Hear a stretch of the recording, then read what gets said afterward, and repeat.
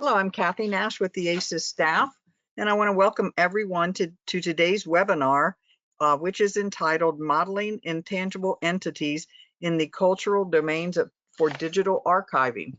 This webinar is sponsored by ACES and DCMI. Our distinguished presenter today is Dr. Shigao Sugimoto, and our moderator is Jacob Jett, who is the webinar coordinator for DCMI. I just want to remind the audience, you've got a question tab you'll see on your screen.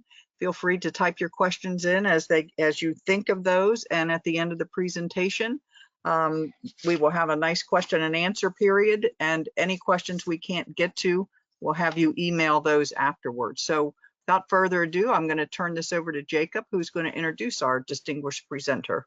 Jacob? Thank you, Kathy. I'm very pleased to introduce Dr. Shigeo Sugimoto. He's a professor emeritus at the University of, and this will be hard for me to pronounce, Tsukuba, where he's on the faculty for library information and media science. And he's going to talk to us today about data models for cultural entities and media arts. And go ahead and take it away. Okay, so thank you very much for your introduction, and it's my great pleasure to give my webinar today. It's early morning in Japan, and so you will see my sun, the sunlight in my back. So let me start my talk, titled "The Modeling Intangible Entities, the Intercultural Domains for Digital Archiving." And I've been involved in the metadata activity by DCMI for a long time, since the late 90s. So for these years, I've been working on data modeling for digital archives or the cultural resources.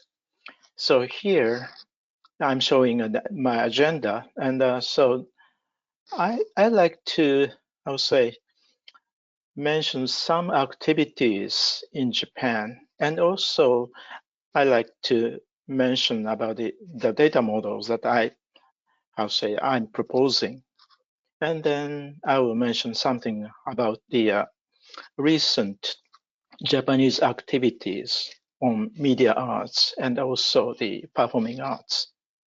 So here I have a definition of the digital archive and digital archiving. So in Japan, the term digital archive is quite widely used, but sometimes it is a little confusing, like a digital library or digital museum. And so the archive could be understood as a type of memory institution. But in Japan, the digital archives is used in a special meaning, and so archive as a collection and services. So this term has been used since the late 90s. So the curation of items created by digitizing original resources or collecting born digital resources. And also as an archive, long-term maintenance of archived resources is an important issue, but I will not mention about this issue in this talk. And digital archiving, I define this term as a task and process to digitally curate resources and organize them as a digital archive. And then I will use digital archive in this talk. Then first, I'd like to show some culture and historical digital collection or digital archives in Japan. So the e-museum, Japan Digital Theater Archives, Japan Search, and Great East Japan. And so first, here, this is an e-museum site, and organized by National Theater Museum, organized by national institutions of cultural heritage. So This is the entry page, and this is an example of the, let's say, the armor. And you see this armor image, and also there is a set of images in the same page. Okay, and then so this is another site that is named Japan Search.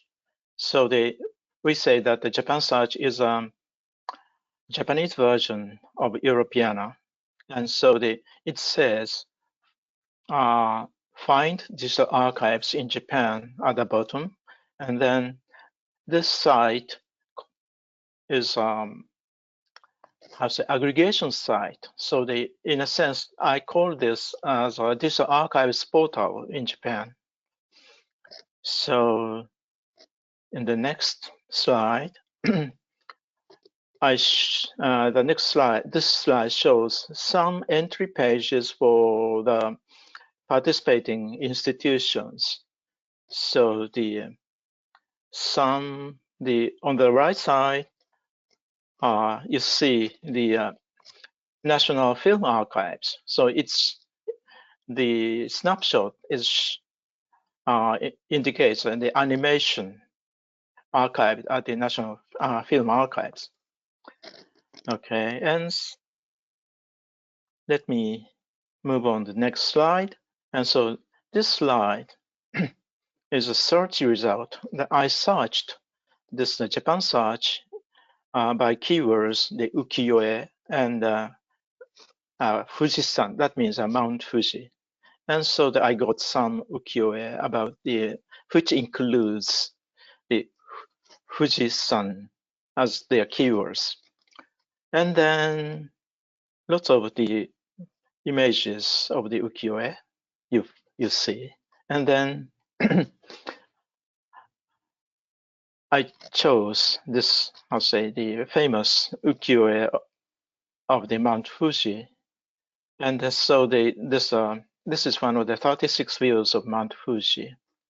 So this image, this snapshot shows an image of the ukiyo-e of the Mount Fuji, and then it also they attached the descriptions of this ukiyo-e is shown on the same screen.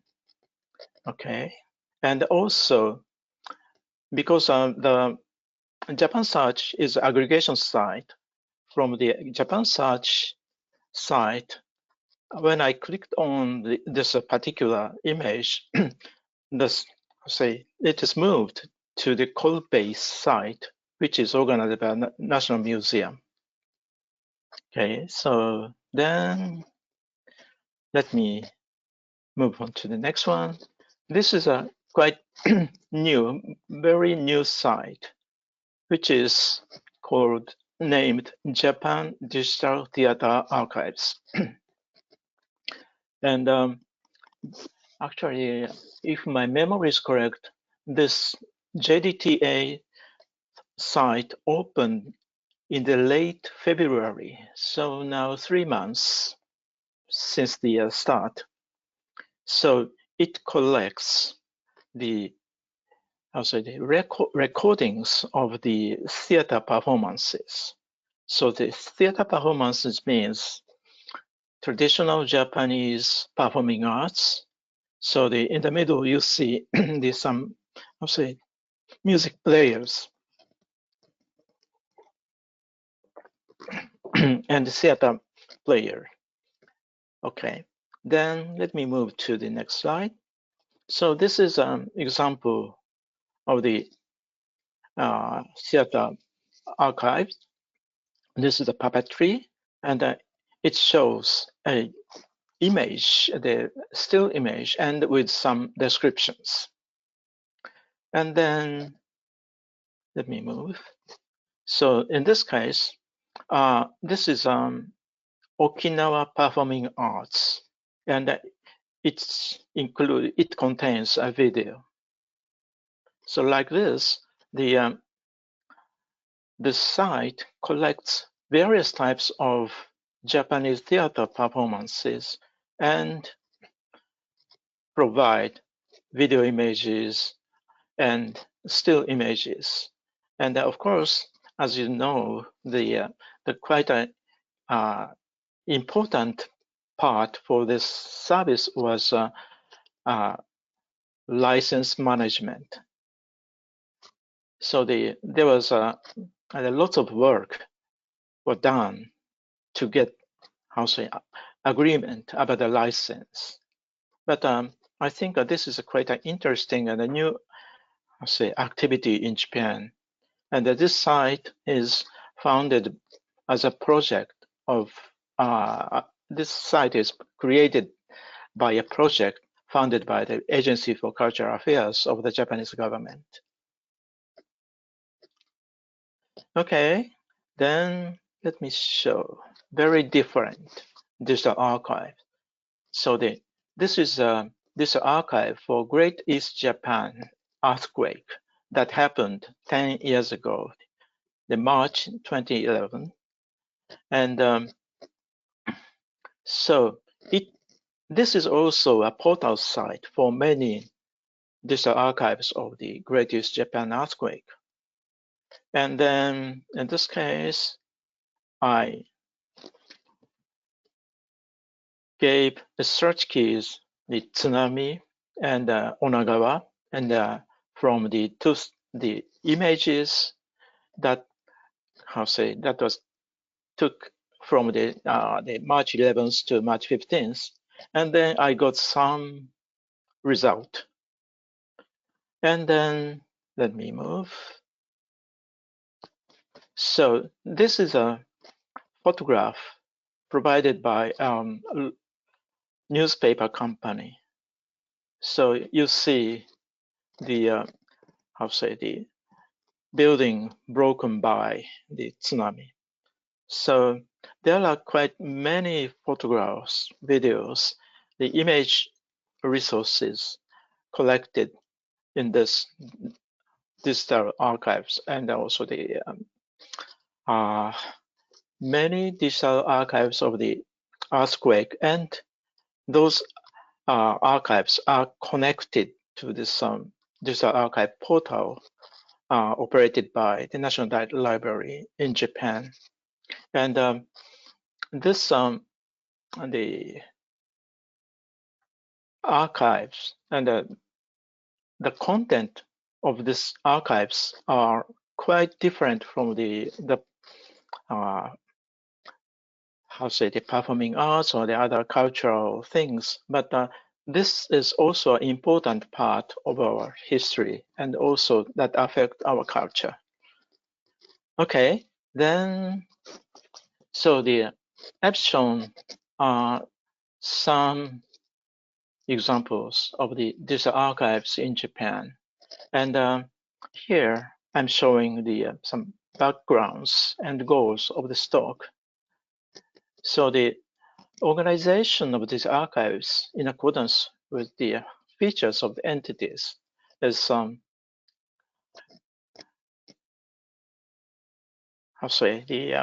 I want to mention about the organization and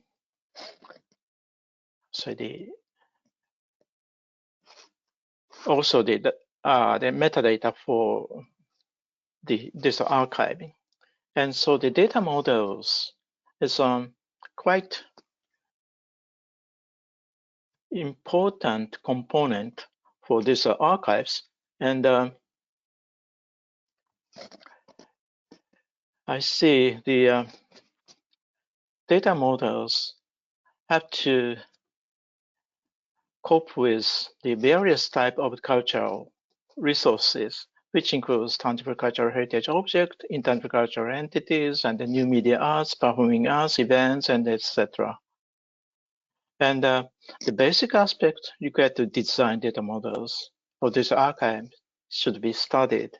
And so in my case, I'd like to mention about the item-centric versus content-oriented, object-centric versus event-oriented, tangible versus intangible, and etc. Quite many aspects need to be considered. And starting point of my research is that these archives are growing in many aspects, and data models are key for these archives. And just a moment, I need to check my, okay. So here, basic research questions.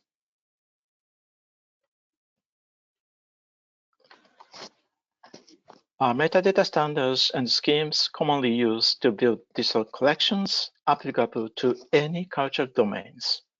So in my case, I've been working on the intangible cultural heritage and also the new media arts and performing arts things. So I had some problems when I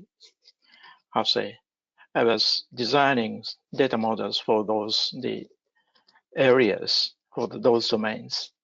And how can we link item-centric metadata to content-oriented metadata in the cultural domains? So I think the existing metadata schemas are mostly designed based on the conventional institution-oriented metadata standards. But on the other hand, on the net, quite many resources are available as a linked open data resource. And those resources could be connected to those digital archive contents. And then, in a sense, I think the resources such as Wikipedia or the Wikidata or the authority data provided by national libraries are content-oriented. And I think they could be said as the intellectual content resource. So we can link the digital archive images to those intellectual content. Then we can link item-centric metadata and content-oriented and intellectual and content-oriented metadata on the net. So these are the basic research questions. Then here, I like to just introduce my understanding about digital archives. So the digital archives collect and curate the resources in digital form. They are created from the physical objects, or they are converted or they transported from the born digital object. And then the digital archive side create metadata and descriptions about the resources archived, and then provide them to the users over the internet. And also digital archives could be linked over the internet each other. And digital archives portals like Europeana, Japan Search, and DPLA are the, major sites which use the resources collected from the many digital archives. And in this talk, I mostly mention the left side of digital archives. So and also I mainly mention about the technological or the metadata technology side. Okay, and then so here, this picture shows a very simple view of digital archive. So from the internet or from the real world, digital archives collect objects and capture and organize those real world objects into the digital archives as an archived digital object. And then it's the digital archive provide a archived digital object to users as a presented archived object. So the digital archives provide search browse functions to users via user interface and or APIs. So this is quite simple. And so, and in this figure, I added knowledge resources at the bottom. And so the digital archives collect digital object, but at the same time, the digital archives need to use, for example, the authority data, the controlled vocabularies, and other encyclopedia, Wikipedia, those things. So on the net, users use all of this. Okay, and then let me move on to the next slide. So this is an image, the very simple image about the archived digital object. It's an archived digital object is composed of digital surrogate, the digital images or the sounds or the motion pictures, and also the descriptions, metadata about these surrogates, as well as the original real-world object. So this is quite a simple model about an archived digital object. And then this is example. And so I took this image, this is a snapshot that I shown. And so this is a presented archived object. And so here you have an image, and actually this site provides a few images as I'll say this a surrogate of this armor, and then descriptions is also attached. Okay, then this figure shows the combination of the digital archive as a, I'll say, system, and also the component of the digital archive as ADOs and the real-world object. So this is a total view of the digital archive in my research. Okay, so let me move on to the next part. So I like to mention about the basic models for digital archiving. So what entities do we digitally archive? So one process is a direct process. So take photograph or motion pictures by cameras and or scanners and capture object using 3D sensors or other high quality capture devices. So this is a direct process because we create images or the data to create images from the original physical object. And the indirect process is capture images which is recorded on non-digital media like a printed photograph or a film or audio video tapes, or in some cases we capture images, digital images from microfilms. And in this process, we need to identify the original object and the digital surrogates for digital archiving. And we need to properly link this original object and their digital surrogates. So this shows the direct and also the indirect process. So on the left, the direct process, and on the right, the indirect process, the archiving via recordings. So I think this is quite a simple view. And let me show some examples. What cultural entities do we archive? So one, a digital image of paintings in an institutional collection, a digital image created from a photograph, and so on and so on.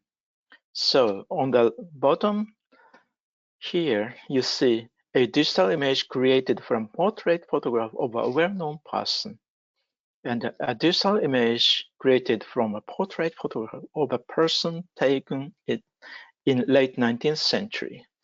So what cultural entities do we archive?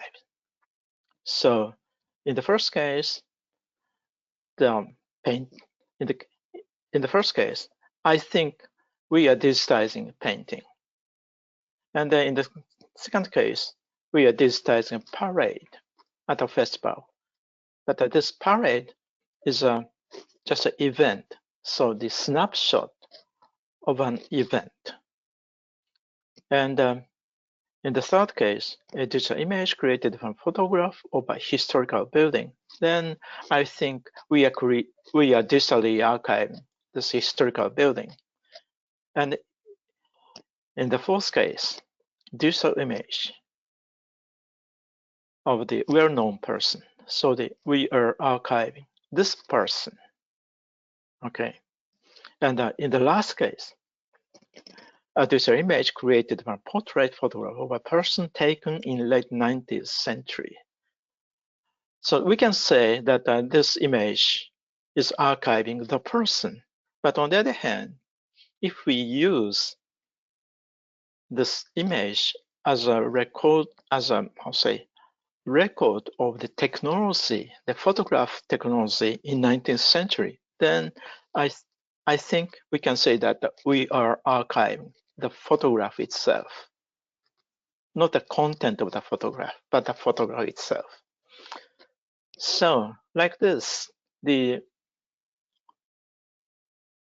relationships between the original object and also the archived digital images or digital surrogates are not always simple. So this is, I'll say, some basic question in my research. So let me show some examples. And so on the upper row, I show the festival, Gion Matsuri Festival in Kyoto. That is quite a historical festival, and that started in, if my memory is correct, that started in 14th century. And corn dance in Thailand, and paper making skills. Japanese papers are quite, strong paper, and that is registered to UNESCO, I guess. And on the lower row, I'm showing a book, but a manga, the Japanese comics, and a video game. These are quite an important cultural, asset. And at the center, painting. In this case, this is Mona Lisa, a very well-known painting. And then fireworks. How can we archive fireworks? What object should we archive? It's quite an interesting question. And a big castle in Japan. So in the case of these things, the real world objects are rather small. And we can bring cameras in front of the objects. And then also that we can bring these objects to the scanners or the sensors. But on the other hand, this is the quite a big, entity. So we need very special tools. So like that, all of these are visible and in some sense tangible, but the digitization technology are quite different. And also that means we need data models in accordance with those resources. Okay, then let me move to this one. So in the case of the intangible cultural heritage, so we see parade of the floats, and we see the performance. What is intangible cultural heritage? When I think what is intangible cultural heritage, I would say that the intangible cultural heritage would be knowledge, skills, and environments inherited from our ancestors. But on the other hand, what we can see is the parade or the performance, and also the goods, instruments, costumes, and those physical stuffs. And what we can archive is those physical stuffs. So we need to know the difference between this knowledge skills and also these two things. So I think metadata schemes need to reflect this feature. And in the case of the, I'll say, manga, so here you see manga. And this case, this is Dragon Ball, and quite a famous, popular content. And there is many, I'll say, animations of this Dragon Ball, and also the games. So these are connected. So we need to build a data model to reflect this special feature of the media art content. And on the other hand, fireworks. So fireworks, so when we say fireworks, our image is the, beautiful fires in the air.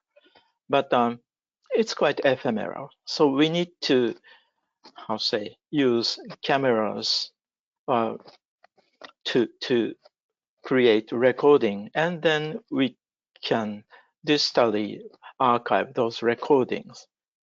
But on the other hand, fireworks could be said it's a ball which contains gunpowder to create this beautiful fire. And then what should we archive? So the image of that gunpowder ball, or the image of this beautiful fireworks. So we need to know what we are archiving. Okay, so this is some disaster images I took by myself. So 1 year after the disaster, this is a big tank left on the street, and you can see the difference between how large, how huge this tank is, as here, car. And also this is a 3-story building laying down on the ground. So then on the right, I'm showing a photograph took 5 years after. So it's a quite big, change at the same place. So what should we archive? So in a sense, this change is a history, and this archive should be able to be used to record memories of the community and also the history of the community. So photographs is just a snapshot, but set of photographs could be used as a record of changes at the location or at the community. So I think we need to have metadata which can be used to record changes in the case of this disaster or the historical events. Okay, and entities that we archive. So I can classify the tangible cultural object and intangible cultural entities and other entities. So tangible cultural objects are quite common like the websites provided by the memory institutions. And the intangible cultural heritage, that is also commonly provided. And other entities. Okay, then various types of entities. What we can digitally capture is an instance embodied in the real world. However, digital archives should be able to provide intellectual content, knowledge and skills, disasters and historical events. So they are, I'll say, intellectual content, and they are quite abstract or conceptual. But luckily, we have many resources on the net which can be used to present or to provide intellectual content. So that we should be able to connect those resources on the net to those resources archived as digital images. And we did some research on the data models for these archives. And so I think that the conventional metadata schemas are quite oriented to items because they are created based on the institutional metadata standards. And also the ontologies like ICA LLM and CDOC CRM are primarily designed based on the domain requirements. And in this research, we designed data models, which we named the CHD and the CDA, are designed to be neutral to the domains of the cultural resources. So CHDE stands for the cultural heritage in digital environment, and the CEDA concepts, embodiment, and digital archives. So let me move on to some key concepts of these models. So when we designed CHDE, we had the question, are the images recordings of intangible cultural heritage or recording of particular performance?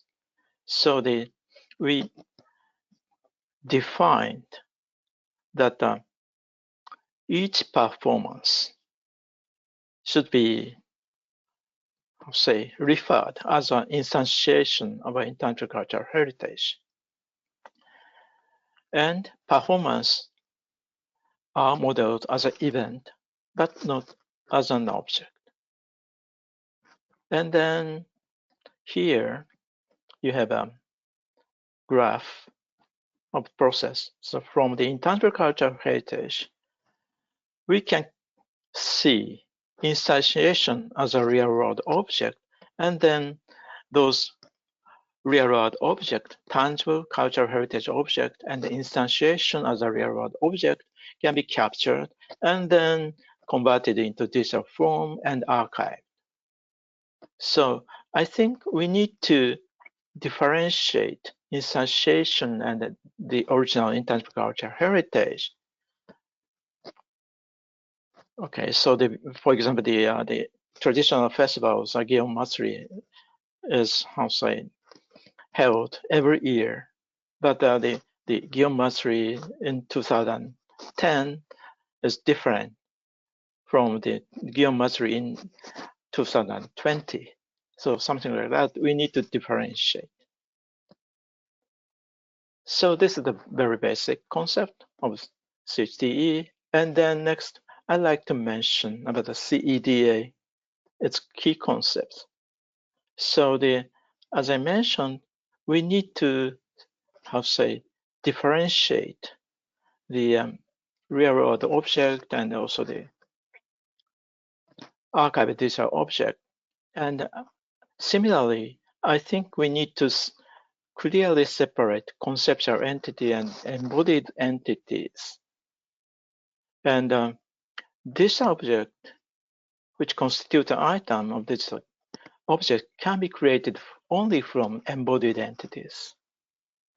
So this is a framework of CEDA. I'm using the ICA Intercultural Heritage, and so ICH is a conceptual. ICH, Intercultural Heritage itself, is an abstract or the conceptual entity. And so in the real world, we have descriptions about ICH and also the instantiated entity of the particular ICH. And then other objects can be linked to those instantiations. So here you see the geometry case, the article about the geometry, and also the instantiation, the geometry, and some, these are float. Those floats are used in the parade, and so on. And in the case of the Harry Potter story, so the Harry Potter as a book and Harry Potter as a novel and the Harry Potter's movie, so I believe you know the famous Faber model. So that we can use Faber to understand these conceptual entities and also the embodied entities.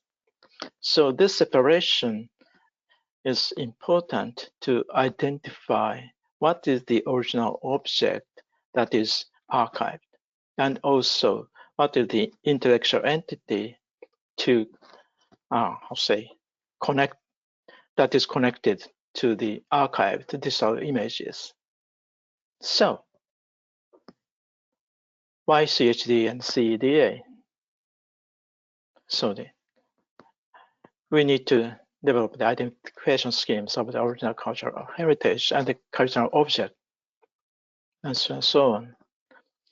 So, and the CHD and the CEDA are defined as to be neutral to any cultural domains and standards. So, and let me move on to the this is also an important part for the data models I've been mentioning. And so we need to know some aspects to classify original real world objects. So in the first part, I mentioned that we need to differentiate direct digitization, the indirect digitization. So that means the source is the original or referential. So the photographs could be used as the original object as well as a referential object. And static, dynamic, ephemeral, perpetual. So in the case of fireworks, the fires in the air is very ephemeral, but the firework as a gunpowder ball is perpetual.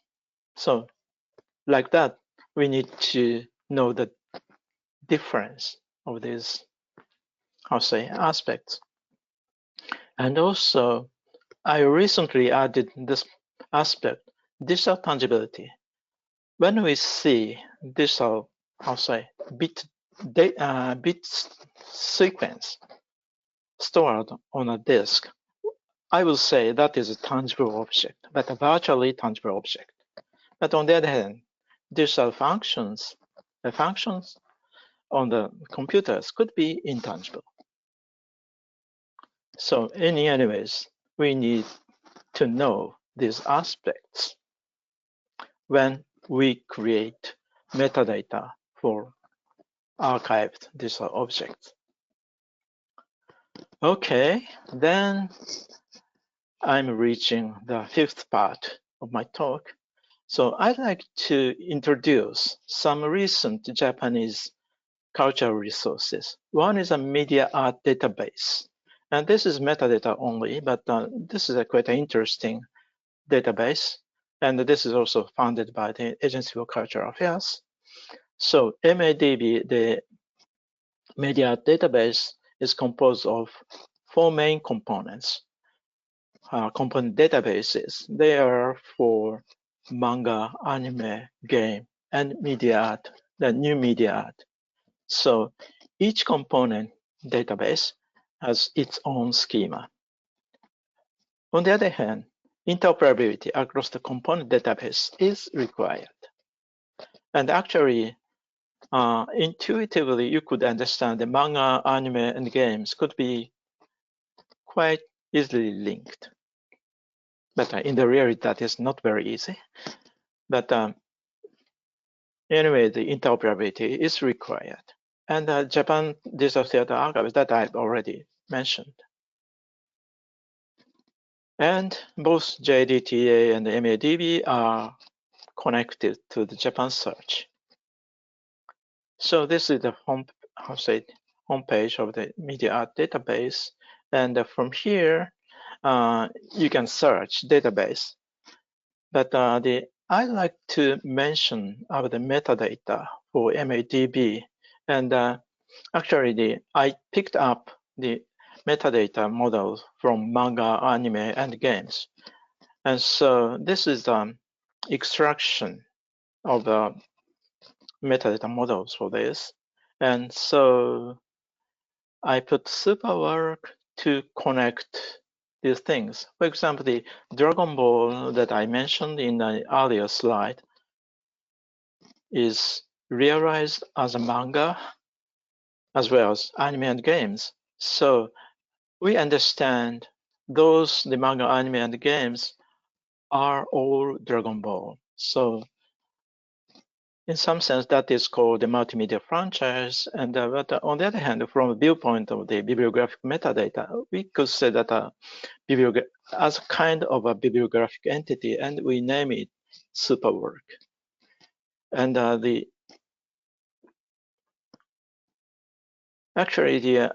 here I'm mentioning some features of the metadata model.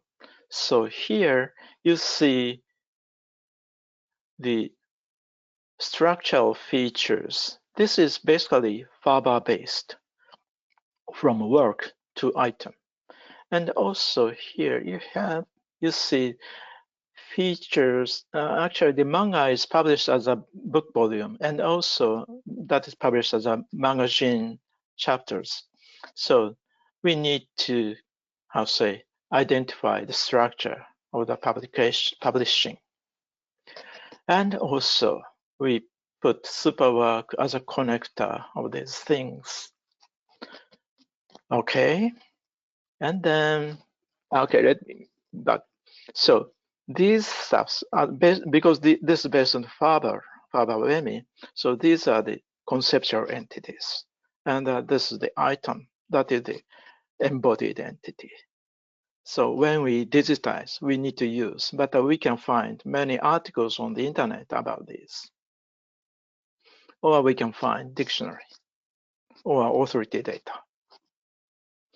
So this is Japan Theater Digital Archive, and so this is a collection of records of various theater performances. The point is that these are the theater performances, are events. And so we need to properly model those events. So here on the right, I picked up the very core part of actually the JDTA developed quite a detailed big data model for their metadata schema. And I picked up the core part and the three nodes, the whole event, event content, and event plan. And so, the whole event, for example, a theater drama is a program that is provided for a week or for a month. Then as an event, that is a conceptual entity. And we do have some event plan and also the program that is also conceptual entity, but that may be documented in some form. And the event content, that is performance. That is the real world object, the embodied object. Okay, so we need to identify the differences of these entities, and then we can create metadata for them. So this, for example, this snapshot of the drama is a part of the event performed on at this location and at this time, at this date. So, and performing arts as an event. So they need to be modeled as an event. Okay, so we say the performing arts or these things are a thing which you can experience. That is not an object, but a thing, or we can say the experientials. So need some differentiation between object and experientials. Okay, I'm approaching to the summary. So the data models represented here are designed to the object which are to be digitally archived, and the data models. Okay, so basically these are neutrally designed, and the important features: separation of the object and experientials, separation of the conceptual and embodied entities, and classification of real-world objects. So anyway, this separation is an important aspect in this study. And the existing metadata schemas is basically item-centric velocity based on the institutional metadata. But we need to connect those item-centric metadata to content-oriented metadata, or the content-oriented descriptions, and the linked open data is quite a key to realize that environment. Okay, and application of the proposed data models is still in my future work. So thank you very much, and here is a list of publications related to this research. Okay, and thank you very much. All right, thank you, Sugimoto-sensei. That was an excellent presentation. I have some questions from audience members here. First one is from, and I apologize if I'm mispronouncing your name, but LP Coladangelo is asking, do you think there's room in the model for considering the aspects of human experience in intangible heritage that may also need to be documented? For instance, the feelings, skills, training thoughts, similar things of performers in a festival or theatrical performances, or the emotions and thoughts of those who've experienced a fireworks display or a natural disaster. Sorry, could you repeat the first part? Sure. Is there room in the model for considering kind of the human experience aspects? Okay, so I haven't studied that aspect yet, but I think that is quite an important aspect.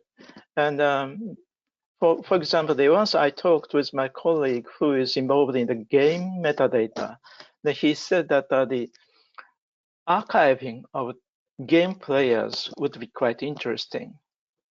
So he said that he would be able to record, how to say, their players' playing styles. So that is actually that is not an emotion, but we can find some, how to say,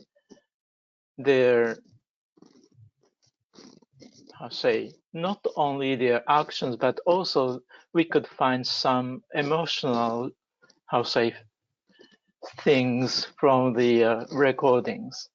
So in any ways, I haven't done that aspect. But I think that is quite an important thing, and also that would be quite important resources for other users to understand the value of the cultural objects. Am I answering? Yeah, and I was I'm thinking, I'm also thinking like the photographs we take and the recordings we make often can evoke emotional responses in the viewers. And I think that part of the object probably also is taking some of that burden. Yeah.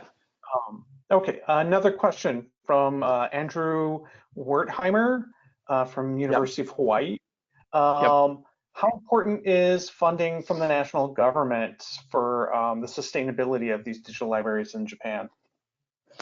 It's a pretty good question, and actually, I know personally the Andrew, and thank you very much for your question. And so the funding situation, actually, right now, how to say, the Japan Surge is done that is operated by National Data Library, and so I'm thinking that would be okay, but other databases, for example, including media database, and we need to find some nice way to recover the financial resources, but that is still, I would say, in our future work. And so the longevity is a quite important issue. And so in the case of when I limit my discussion only for the, content, for example, digital data, then in some case, we could ask some large libraries like National Data Library to be a last resort to keep the data. And in the case of the Great East Japan earthquake, some digital archives were developed by the regional sectors, and some sectors have stopped maintaining the data. And in that case, those data are maintained by the National Data Library as a part of that Great East Japan this archive portal. But in other cases, I unfortunately I don't know how we need to cope with that program. So anyway, the longevity or the long-term preservation of this content is a big issue, but on the other hand, financial issue to maintain the archives, that is also an important issue, but unsolved yet. Okay.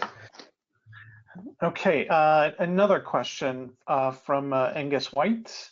Do frameworks allow us to describe and represent uses of cultural archives where the analog digital transformation is not just in one direction, i.e. where tangible objects are digitized for archiving and then turned back into tangible objects for reuse, then digitized again for archival purposes?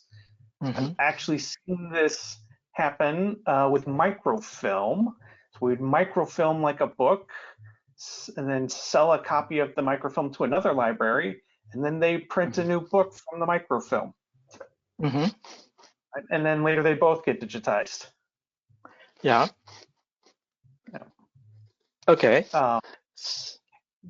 So is the framework broad and flexible enough to allow that kind of relationship to be captured?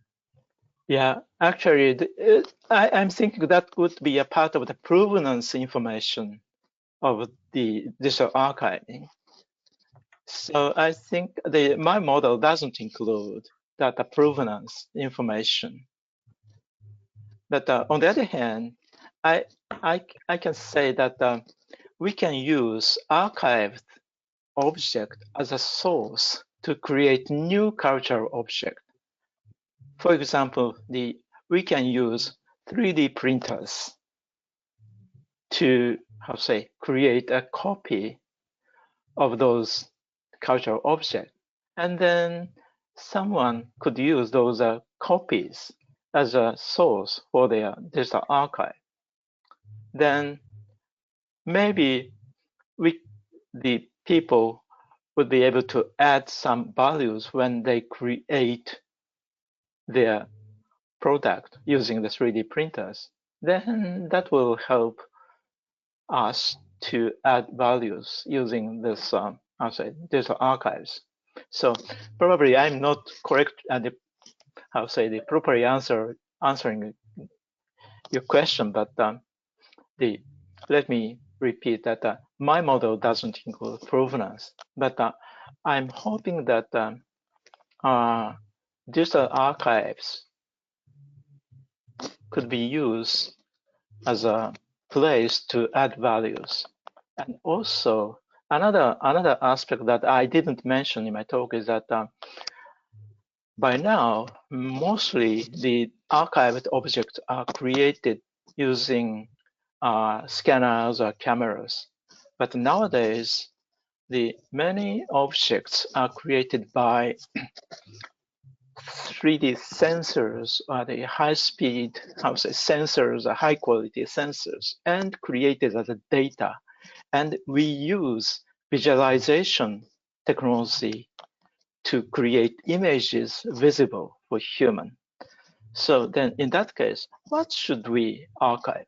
Should we archive the original data or the images created by some technology? And I'm guessing that we should preserve, or we should archive the original data. And then what's the function of these archives? So we need to keep the data safe, and also that we can use new technologies to visualize those data. So I think that is an interesting area for the future research. Probably I said a little bit different things from the question. I think that's a pretty good answer. All right, unfortunately, we're out of time now.